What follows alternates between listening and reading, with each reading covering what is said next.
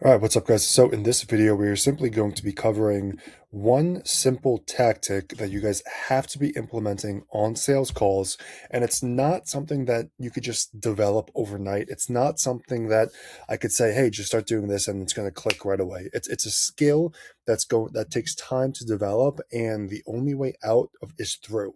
And meaning the only way to actually develop the skill is to actually get more practice, take more reps. And so that is simply being adaptable on sales calls and playing the person in front of you like it's a poker hand. And so, what exactly am I talking about? So, last week I closed a 5K PIF, and in the discovery process, the gentleman just continuously spoke about the pain of previous marketing companies that he had dealt with.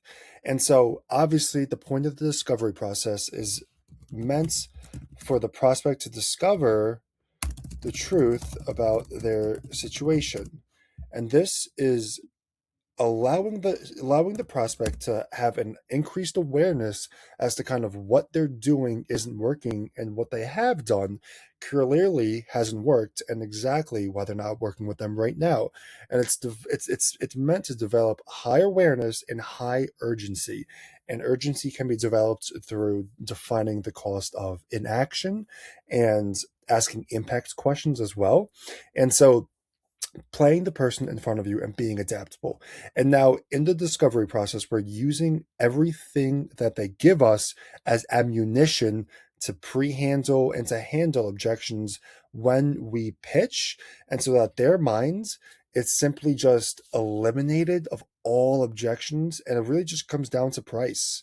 And that's kind of the goal. Like, the goal of these sales calls is for them to be objectionless. And so when you pitch price, the person's like, hell yeah, let's go. I'm ready to make a change. I'm committed to myself and to my business to actually do better and to actually start making the money I know I should be making. And so, with discovering every single piece of information in this discovery, you then use it in your pitch, and you have to make it extremely clear. You have to use pauses at certain times to make the effect of what you say more impactful, and for the person or your prospects to actually digest what you're saying. If you just do a rambling pitch for 10, 15 minutes and without stopping, without being like, hey, makes sense, cool, got it, let's keep going, then certain things might just fly over their head, especially if no pain was developed in the discovery process. And so you could like I'm sure you guys, if you guys have taken reps where it's like, is this guy even listening to me? And one of the ways you make people actually listen to you is by setting frame, making yourself a perceived authority, and by creating emotion on the actual discovery so that your solution is essentially the fix to their problems here right now. And so, on Friday last week, the guy was spoke about how these previous marketing companies didn't have clear tracking and data, the lead quality was crap, and that the performance tanked over the course of 3 4ish months from being with them. And so his pain points were tracking and data, lead quality, and results dying after 4ish months. And so, what exactly did I do? I wrote this down in my notes because you should be taking notes while doing the discovery.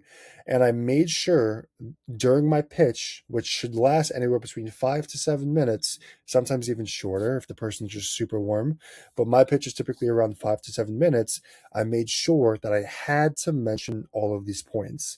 And this is absolutely critical and necessary, because the two most powerful words on a sales call is this: you said. You said this, you said that. And when you repeat back their words to them, it's like, yeah, yeah, yeah, I did say that. And here's exactly why we're different and why what we do actually works. And so, what did I do? During my pitch, I went above the ordinary, above what I typically do when explaining tracking and data. And I said, you said that your previous marketing company didn't get you results. And here's exactly why. You can't improve what you're not tracking.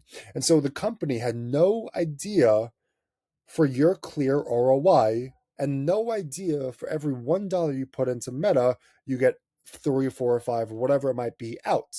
And so I said, this is exactly why they couldn't scale. This is exactly why the results died off. And here is how we do it on our ends. Here is exactly why we're different. We have clear data and tracking. All of our clients get. We have bi-weekly meetings to ensure that you're staying up to date with the appointments, with the quality of the appointments, whether or not they closed, the cost per appointments. And once we have a clear 3-to-1 ROAS, we can start to scale. And you have to have conviction in your voice when you say this, because sales is simply energy transfer, a game of energy and conviction. And so that's what I did. In addition to that, the lead quality. And so you could frame this as your previous marketing company didn't get your results because X, Y, and Z. Your ads sucked. If you pull up the Facebook ads library, which I've done on multiple sales calls, by the way, just kind of give value. But I found out that you kind of want to build the gap between where they're at and where they want to be and connect it more to identity than let's say giving value, because like if you give value they'll just take it back to the company and do it themselves. Like people's minds like work like that, right? So I said, hey, this is exactly why the lead quality of your marketing company was complete crap.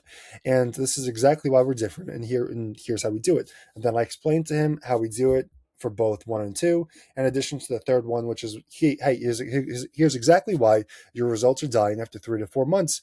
You can mention the recent Andromeda update and talk about how this filters out lazy marketers. And one of the reasons why you've gotten shit results after 3 to 4 months was probably because this company couldn't keep dishing out ads. They didn't know about the latest update. They didn't know how to run ads, because any 15-year-old can wake up one morning and say, hey, I'm now a CEO. Hey, I'm now a founder. And by extension, this means people are getting burned and the contractors or the prospects hate the marketers, and they should be, and they should have their guard up.